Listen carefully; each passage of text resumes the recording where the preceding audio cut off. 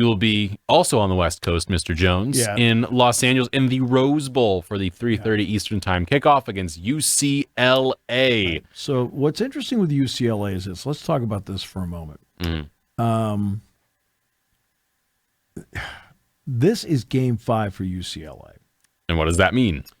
So the question's going to be, I think there are decisions that need to be made by individual players, not by the staff. The staff has nothing to do with this. They can talk to them all they want.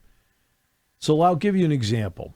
They're in that 30-day window right now, which we're not sure if that's going away or not. I mean, it's in place now. Due to Deshaun Foster being let go.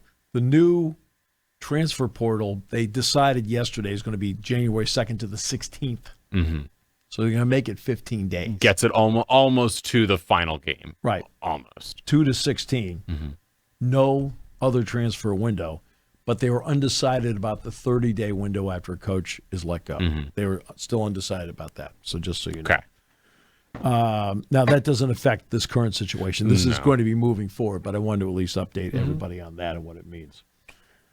If you are Nico Iamaleava, you're not going to leave. Why? He already took his red shirt his first season at Tennessee in 2023. So he's out of options. He can transfer in the portal if he wants and go someplace else when the season's over. He can't leave But yet. leaving after Game 4 this year does him no good whatsoever on eligibility. He already has lost the year of eligibility. He's already lost it. So he's not transferring out. No. Okay? Jalen Berger, for example, the running back who has started his career at Wisconsin and played against Penn State, then went to Michigan State and played at Penn State. Now he's at UCLA. He's a senior. He's done. He's out of options. He's not going anywhere. Thomas is the same way, the other running back. Frias is the same way. Woods, though, I think was their leading rusher, or technically behind Iamaleava. He's junior. He could leave. Right, he could. He could, right? And it's the guys that, it's their freshman class, and they don't play a lot of freshmen. No. They do not play a lot of freshmen. But it's their freshman class that are sitting there saying, okay, I'm not up to 4 games anyway, probably in most cases, and they're looking around saying, do I stay? Which then, of course, affects your practices and so forth if you have fewer players. So, I don't know what they're going to do about it. But there is not as many guys that would be in play because many of them have exhausted their redshirt year anyway. Yeah. So, but it's still possible that there are a few guys in there that may be saying, hey, do I play in Game 5 or not? So what do we see with this UCLA team? What can you kind of tell the listeners? To his credit, you can look at him that he's had a tendency to be a little too high in some throws and then adjust and be too low on some throws. But actually, for the most part, you watch him, Kylie plays well. He's passing 65% completion percentage, 4 touchdowns, 3 picks. He runs the RPO. He's actually pretty good at it. He's slight in build, though. That's why, you do take some shots here.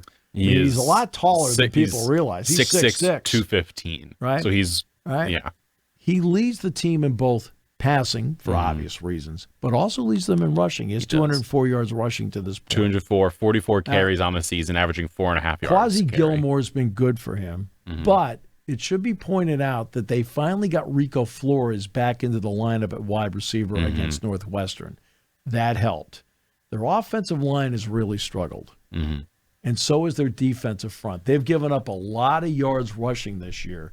I will give Northwestern credit. Northwestern has been a good rushing football team to begin with anyway, but the two guys had a pretty good day against UCLA. Now, in that game, they fell behind 17-0.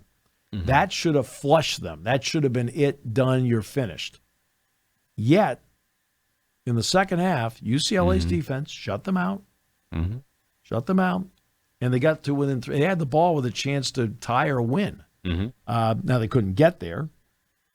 But, and they have, and by the way, Bagani, the kicker, is very, very good. very good. And he, anything under 50 yards, you feel like extremely confident he's going to make it. But that's who they are at this point. Tim Skipper is now the interim head coach. He did the exact same thing as the interim head coach at Fresno State. Exact same thing. And they brought in Kevin Coyle, who 2 weeks ago was on the Syracuse staff. Well, now he's coming in and he's trying to get a hold of everybody. And guess what? Defensively, they pitched a shutout in the second half at Northwestern. So let's give credit where credit is due as to what they've done.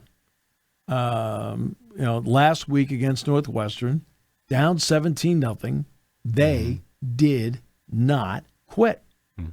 Well, that at least tells you something. So, look, you have to go out and play with the lead on these people. You have to. Because you've got to get that mindset of, for them, here we go again. The longer they hang in, the more confidence they will gain because they're aching to get something positive here. You have to keep any positive thought out of their mind.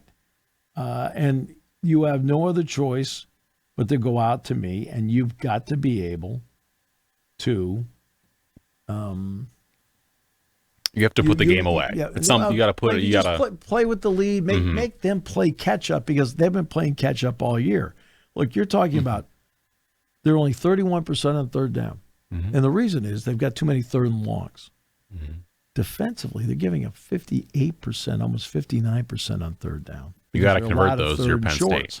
There's just a lot of third and shorts. I mean, they are dead last defensively in FBS in third down rank. I am staring directly at this Penn State rushing attack this week, saying this is what I'm most intrigued by. Because here's the rush defense for them. The rush defense for them is 233 yards a game. They're dead last in the Big Ten, and they're 131 out of 134 in FBS. That's why I'm looking at this Penn State rush attack, saying this is the game. If you need a get-back game, a game where you want to, after last week, after your leading rusher was Kaytron Allen, 54 yards, you had 139 on the ground total. Not a great game by Penn State rushing standards. Right. If there's a game you're going to try and crack 200, get Kaytron back the ball, rushing well, get Nick Singleton back in, rushing well, and just start to get the offense going and try to figure out what you're doing, how to change things, this is the week to do it. Is just run it down their throats because you have the ability to, and their defense is not good enough at stopping it. If there's 1 week you're going to let your offensive line and your running backs really go, this is the week. Anyone thinking Drew Aller is going to pass for 500 yards? Probably not this week. No. So let me give you the rundown on UCLA in terms of this 5-game deal. Okay. They have 30 redshirt seniors. So, I mean, some of them play, some don't. They're gone. Okay. But they're not bagging anything.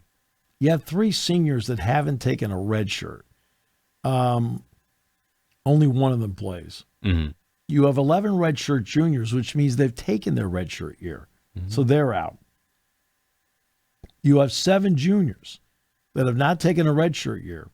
Of those 7 juniors, all of them play. Katie Arnold, the least of the group, but all 7 do play. They have to decide what they want to do. They have 20 redshirt sophomores on the team. A bunch of them do play. Okay? A bunch of them play. Let's see. Of that group, Luke Duncan, Rico Flores, I just mentioned.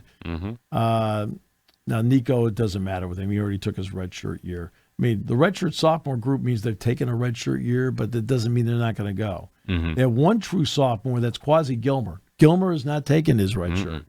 Okay? Then redshirt freshmen, they took their redshirt, but a lot of these guys aren't playing anyway, and they've got 3 years in front of them. Okay? And then they've got 23 freshmen, of which they are all eligible to consider it. Transfers? You want to know how many transfers this team has? They have 52 transfers on this team. 52. That is a lot, Steve Jones. Because, again, when you're in the situation they're in, you're trying to Band-Aid a lot of spots on a team. And that's what happens when you change coaches. When you change coaches, the door becomes a revolving door. Okay? So Chip was there. Chip left. And Chip left late in the game. Chip left after the recruiting year. Chip left after the signing period. Chip left after the bowl game, right? And he did his 1-year deal at Ohio State and while buying property in Las Vegas. Yeah. And that was it. Yeah. So that is part of the issue that they have. Penn State comes into this game favored by 26.5 points now. The current projection is total is the over-under is sitting at 49.5. So the number they're saying is you get to 26, you win the game. So we will see what happens. You guys are flying out later this week. Thursday. You're flying out on Thursday. So that's what we can kind of expect from this matchup. It's a 3:30 game. We're going to have our pregame tailgate show. Myself, Thomas Frank Carr. We're going to be at the Penn Stater at Legends Bar. We're going to be hanging out there pregame. And we're going to have a blast. I know you'll be in sunny Los Angeles in the Rose Bowl. Yes. When's the last time you called a regular season Rose Bowl game? I've never done a regular season game in the Rose Bowl. I've done I've broadcast 3 Rose Bowl games, but not. Yeah. If I saw the highlight last night posted on Twitter. If I am Mr. Nick Singleton, I'm looking at that saying, I've been here before. That's an interesting stadium to play in again. Yeah. That was where the 87-yard touchdown run he had. Watch Drew Shelton on that play, because Drew's a true freshman, right, in that game. On that play, he blocked 2 Utah players. 2. One man got 2 guys. He got 2 guys on that play, pulled into the hole, got 2 guys on the play, and then Nick just went straight. I believe when he got to the 50-yard line, I said, goodbye, he is gone. Yes.